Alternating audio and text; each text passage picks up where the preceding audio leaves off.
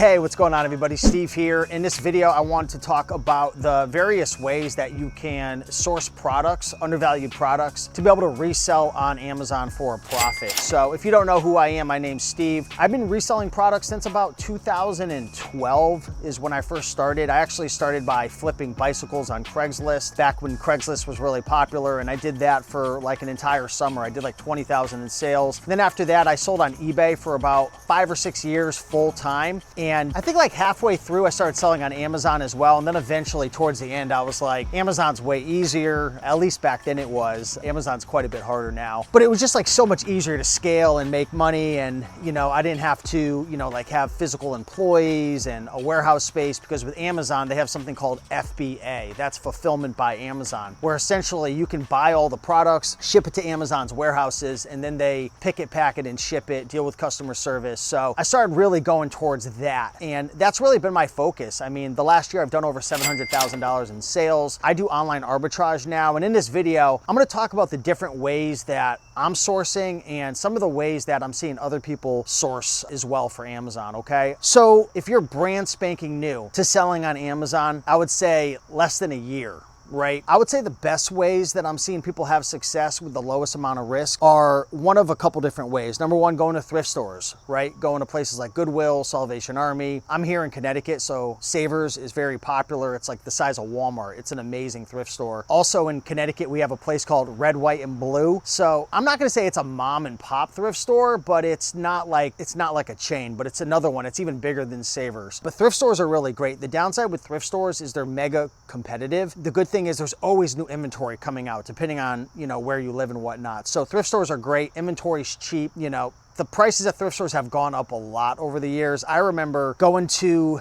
thrift stores back in 2013, 14, 15, books were like 49 cents, 99 cents. Now, a lot of times, at my Savers, they're up to like $6, $7. It's insane. The good news is a lot of these books sell for so much money that, you could pay $6, $7 and sell it for $40, $50, $60. You just have to be, a lot pickier. But thrift stores, obviously, garage sales and estate sales, another great way to be able to find inventory. The downside with that is, depending on where you live, I'm here in Connecticut, it's a short season, right, for garage sales and whatnot.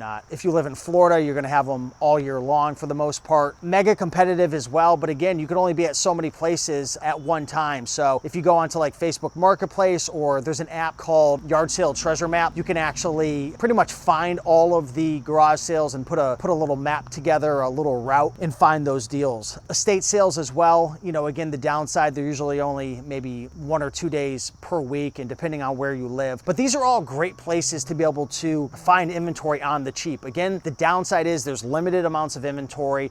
You've got to spend a lot of time, hunting down those deals, driving to the garage sales, to the estate sales, fighting with people at the thrift store. And 2025 now, I like to call these people the thrift store vultures. They're at the thrift stores all day long. This wasn't a thing back in 2015, 16, 17, 18, at least where I live, right? Where I live, there was no thrift store vultures. These vultures will sit at the thrift store all day long, kind of like a vulture. Like if there's roadkill, they'll circle for hours, and then they'll go down, they'll eat it, they'll linger around thinking that there's another one coming. And I guess there's nothing wrong with this I always say if you don't value your time, because I feel like you can make a lot more money driving around to different places and getting creative. But that's one of the downsides now of the thrift stores is these thrift store vultures, they're there all day long, and they could smell when a new rack of clothes is coming out. They could smell when new books and DVDs. They're there. They've trained their nose to know when new inventory is coming out. So the point is, you got to be quick now at the thrift stores. A lot of times if you go to the thrift stores and you go scan the books on the shelf, you're not going to find too much, because the vultures, they're waiting and they're prowling and they're waiting for the new inventory, and they're just attacking it. So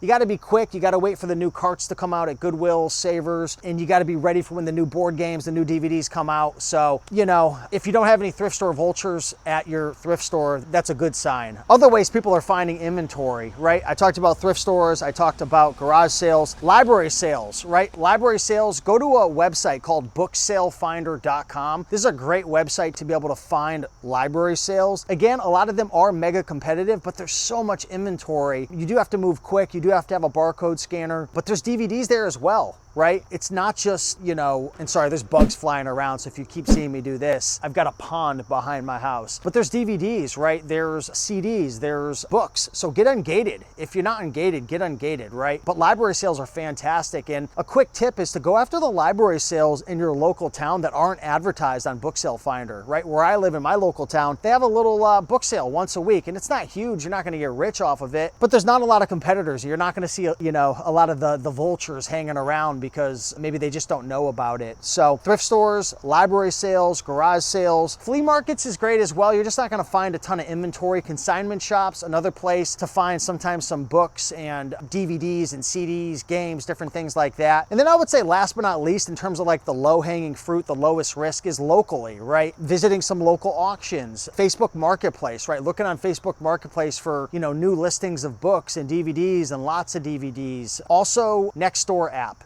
It's a local like neighborhood app where you can put out like wanted ads for free book pickups, free DVD pickups. There's a lot of people who just, they don't want the books anymore. They don't want the DVD. So if you put out a wanted ad, you can definitely check that out. And if you're a part of Reselling Freedom, that's my coaching program. It's about $1 per day. We have about 10 coaches. We do live calls 3 to 5 times per week. We've got a community. We've got workshops. Inside of our Reselling Freedom community, we have a bunch of templates that you can actually use and wanted ads that you could copy and paste and put onto Facebook or Nextdoor app to be able to get free book pickups, products for free. Another great way to find inventory, okay? So those are like the lowest risk ways to be able to find inventory. Of course, word of mouth, letting people know, your friends and family, you could also find inventory. How I source most of my deals, and a lot of people who have been sourcing for 6 to 12 to 18 months, they start getting into online arbitrage, right? So for me, I do eBay to Amazon flip. So I buy all my inventory from eBay and I flip it on Amazon. So that's items like books,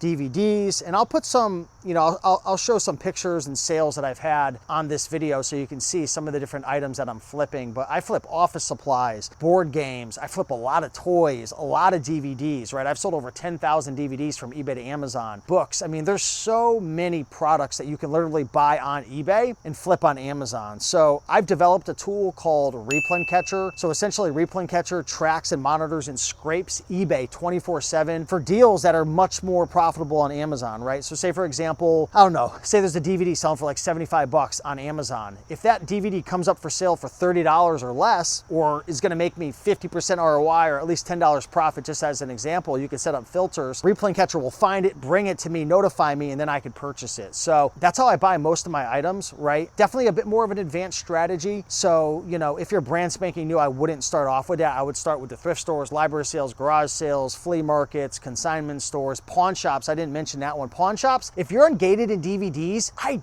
dare you to go into a pawn shop. There are so many opportunities. I love pawn shops for DVDs. But yeah, eBay to Amazon, fantastic. Another way to source online to have like books come to you is Amazon to Amazon flip. So my friends Joji and Victor, they developed a software called BookMine that finds books. Now this is a bit more of a premium, expensive software. I think it's like $100, $150 a month. So definitely not for someone who is on a budget. Replay Catcher is much more budget friendly, starting at about $30 per month, and you have access to all the categories, all the products, millions of products. The good thing with Amazon is it's a little bit safer doing Amazon to Amazon flips because you got those Amazon invoices, but you are gonna spend a lot more money on the software. The books tend to sell a lot slower versus going after like DVDs and toys and different items. But BookMine, fantastic software to do Amazon to Amazon flips. I've used it a bunch. I've sourced a ton of killer deals with it. I'll put a link down below if you guys want to check out BookMine, and I've got a little discount code as well. I'll put a discount code for Replay Catcher down below as well if you want to do eBay to Amazon flips. But you know, BookMine, it's great, but you're going to spend more money on the software. It's only books. You know, I guess it just depends on what you're sourcing, right? If you're looking to flip different categories and different items, DVDs, toys, office supplies, electronics, I would go the eBay to Amazon route. Also books, of course, you know, Replay Catcher's tracking, you know, millions of books as well. So I guess it just depends on what your comfort level is. I'm 99% eBay to Amazon. So eBay to Amazon's a great way to source from home, have the products come directly to your house. Same with BookMine, Amazon to Amazon flips. You buy stuff, it comes to your house. For me now, I have a prep center, so everything I buy on eBay gets shipped to my prep center, Little Owl Prep in Ohio. They prep it, they ship it to Amazon FBA. So I'm pretty much hands off. Other people, they do online arbitrage sourcing from, not necessarily with books, but like some people will source from like Target, Walmart, Kohl's, Nike. That's called traditional online arbitrage. That's another way to source. I don't have a ton of experience with that. I've tried it before, but the margins are just so low. The tanking, like the price tanking is really bad. You gotta find coupons and stack coupons and take advantage of deals when they come about. It's just, I guess it's not my forte, right? It's people do it. There's people who have success. You know, check out Flip for Miles, Fields of Profit on YouTube. These guys make really great online arbitrage content. They're 1,000 times more knowledgeable about online arbitrage and retail arbitrage, like going to, I don't know if they necessarily do a lot of retail arbitrage, but like they go to like Ross or TJ Maxx or Marshalls. That's another way you can source as well. Again, there's just a lot of price tanking. That's what I love about eBay to Amazon and Amazon to Amazon. The margins are like 2 to 3x. There's not a lot of competition because people, they sometimes view like eBay to Amazon as a lot riskier.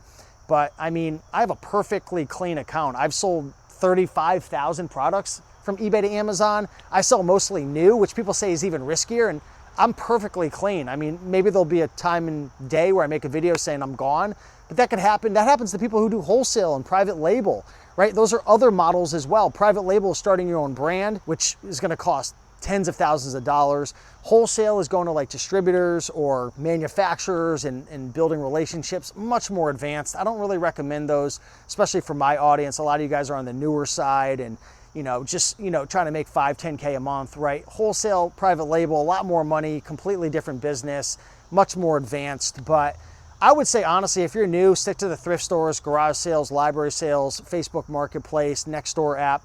Once you want to start to scale, get products to come to you, eBay to Amazon, replay catcher all day long, book mine, Amazon flips all day long. I mean, there's other softwares out there like Tactical Arbitrage and like, I think Source Mogul, I think is one, but these are like traditional online arbitrage models. There's just a lot of them are saturated and you really got to know what you're doing. I mean, it's easy to get burned with the price tanking and you're just buying multiple quantities of an item, and if you get gated or restricted, I mean, I think eBay to Amazon and Amazon flips are the best online arbitrage models. So yeah, that's my 2 cents. That's my 2025 update in terms of like sourcing, what I'm doing, what I recommend to people. Let me know down below in the comments what you guys are doing to source. But at the end of the day, pick something, run with it, put in that hard work, and there's a lot of money to be made out there, guys. So with that being said, appreciate you guys, much love, and I'll see you in the next one. Bye.